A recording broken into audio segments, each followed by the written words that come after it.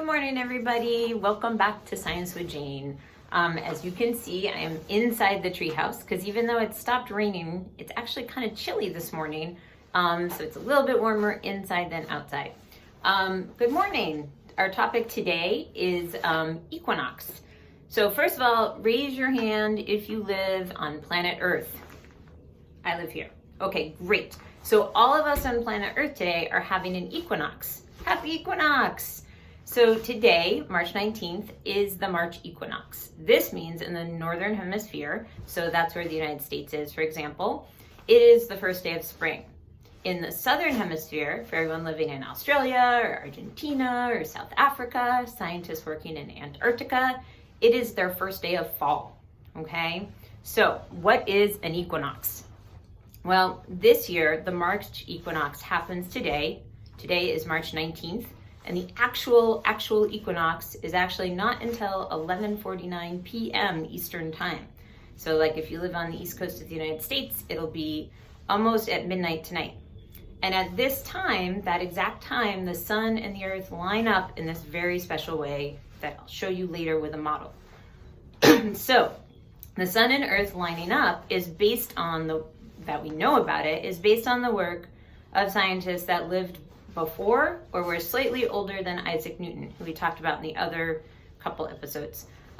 Those people were Copernicus, Galileo, and Kepler. They figured out how things were moving.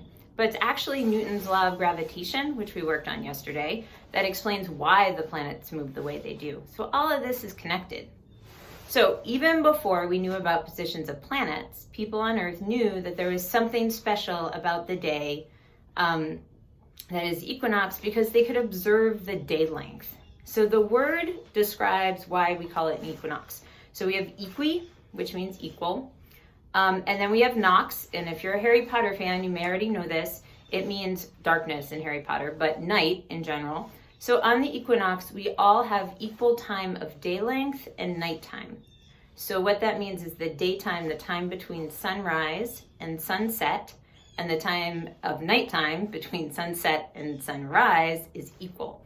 It also means that everywhere on Earth, people are having roughly 12 hours of daylight between sunrise and sunset and 12 hours of nighttime. So as a day, our whole planet has the same day length time, which only happens twice a year. So happy equinox, everyone. Okay, so now on to the activity. It's the same basic activity for younger or older kids, but the details are a little bit different, and I'll add in the advanced stuff for the older kids at the end. Okay, here we go. First of all, you could watch these either before or after. There is a really good brain pop called Solstices and Equinoxes. You do need to log in to watch that video. Brain Pop says they're offering free access if your school has closed, so you can check that out. And then there's a link here to a video called Why Do We Have Different Seasons, which shows an animation of the model that I'm going to show you. All of this is located in a link at the video description, okay? And you can get the activity sheets too. If you don't have a printer at home, you don't actually have to use the worksheet. You can just use a piece of paper and look at what it says to do. Fabulous. Let me get to the right page. All right. So we are going to make a model of how the Earth goes around the sun. You are going to need a light, like a flashlight. I have my flashlight here to be the sun. You could also just use a lamp. Just don't look right in it. That could hurt. Or if you don't want to use a light, you could just use a ball and pretend that light is coming out of it. Okay, I'm going to use this flashlight. If you really want to do this with the light, you could do it in a room where you could make it dark. I'm not going to make it dark because then you're not going to be able to see me. And plus, I don't have curtains on the windows in the treehouse. So you can just do that part at home. So you have some kind of sun. Then you're going to make an Earth. And you want your Earth to have an axis. The axis is this imaginary line or pole that goes through the Earth. It doesn't actually exist, but it's really helpful in explaining models of how the Earth moves. So I'm gonna make mine with some Play-Doh and a pencil. You could use clay, model magic, and I'm gonna kind of just make a ball with my Play-Doh, surrounding my pencil. And it's okay if it's not perfectly circular. You could also make like a better ball maybe, and then put the pencil in after. You can experiment with that. If you don't have clay or Play-Doh, I think you could probably make a pretty good one by crumpling up paper. We did that yesterday too. And taping it around a pencil. So you could try that. It doesn't have to be a perfect circle. Or if you don't have any of those kinds of supplies, but you have a pencil and a hand, you can actually make a pretty good model with a fist around a pencil. So your fist would be the earth and the pencil would be the axis. Either way is fine. So I'm going to use this one. It is helpful to have something to hold at the bottom. So you want to be able to turn the earth and move the earth like this. So having something like a pencil is good. All right. Now, generally speaking, the side that is up, we consider to be north. So I'm going to refer to this as my North Pole. And the thing about the North Pole is it's always tilted in one direction. And this is actually what gives us an equinox. So I'm going to just pick a north for my North Pole to always tilt toward. And I'm just going to pick the corner of like where the wall and the ceiling of the treehouse meet over there. You can just pick a corner of your room. But what that means is the top of this pencil should always tilt in that direction. Awesome. Now I have my sun, and the earth is going to move around the sun because that's how we move. We travel in 1 year around the sun. So I'm going to turn on my flashlight. Okay. And because my flashlight only gives light in one way, I'm also going to have to move my flashlight as I move my earth. In real life, the sun doesn't have to do that because it makes light come out from all sides of it. Okay? All right. Let me see if I can do this. This is one of my more challenging videos yet. So I'm going to move my earth around the sun, and I'm going to model where things are at different seasons. And there's a diagram to help you on your paper. So essentially in this position, if you look, my North Pole isn't getting any sunlight, and that's winter in the Northern Hemisphere. So that's not the point where we're at. If I keep moving, so I'm going to just rotate around here, and I get to this position, and unfortunately, because of how everything works, my light is behind my sun and my face. I'll go like that. So in this position, I've kept my pencil pointed toward that corner because my North Pole always has to point north. But now, from what I can see, because I'm doing the model, the whole side of the earth facing me is lit up. The whole side of the earth facing you, the camera, is dark. That means everyone over there on earth is having nighttime, and everyone on my side of earth is having daytime. But no one's tilted away from the sun or toward the sun, okay? Then everything keeps moving. I'm gonna have to put my sun down for a second to do this. So I move my earth over to this position, and this would represent summer in the Northern Hemisphere because now I have the North Pole tilted toward the sun and it's getting more sunlight, okay? And then if I rotate this way, this would be the September equinox, so the beginning of fall in the Northern Hemisphere. Now you can see that the whole side of the earth facing the camera is all lit up for their 12 hours of daylight, and the side facing me is totally dark for their 12 hours of nighttime. And then we'd come back around this way. Whoa, I should switch hands. Come back around this way for Northern Hemisphere winter. Okay, so that's sort of how that works. So you should do this model at home. Okay, it's a little hard to do with one person while you're taking a video. So you can also have one person hold the light and one person be the earth. Okay, you could do this really big where you're actually walking around where the flashlight is instead of just trying to do it by moving like this.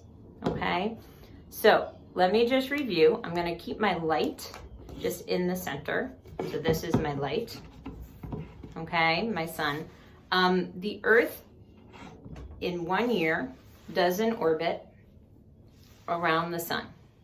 Okay, and what's important for seasons is that the North Pole always tilts towards one direction, toward the North Star actually. So I want to keep that tilt. And what that means is sometimes I'm sort of right in line with the sun and the sun hits the earth, sunlight hits the earth directly. Other times the northern hemisphere is more tilted toward my sun, and that would be summer in the northern hemisphere. Here I would have another equinox where I'm not tilted toward the North Pole, is not tilted toward the sun or away from the sun. And then here is our northern hemisphere winter. I'll move this slightly, where I have the northern hemisphere tilted away from the sun. And then back to the position we're actually in today. Happy equinox, everyone. Where again, my North Pole is not tilted toward the sun or away. It's alongside the sun. Okay, so some questions after you do your model.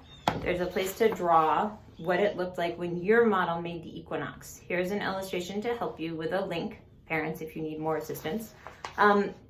And some questions. So what is equal about the equinox? What about the equinox position in your model looks equal to you? So what about the actual model seem to be equal? And what signs of spring do you notice where you live? Now, signs of spring is one of my favorite topics, but I thought today we should focus on like the space science of this, and we'll get into signs of spring maybe tomorrow, maybe next week, I'm not sure. Then, so those are some questions. So if you are an older kid and you want to do kind of the more advanced, I'm going to point out some differences in this model, okay? If you are a younger kid, have an awesome day and happy equinox. So this worksheet is basically the same as the younger kid. You still have your model, you still have this, but you can add in the extra complication of, first of all, using a math word. So the equinox itself is actually when we have, let me get my light going here. I'm going to show it in this position where the light from the sun, this is my flashlight sun, hits perpendicular to the Earth's equator, okay? And the actual time of the equinox is exactly when the sun is hitting directly on the equator, like completely perpendicular. It's really called the celestial equator. It's like where the sun, if you imagine an imaginary line from the equator out into space, when the sun hits that line.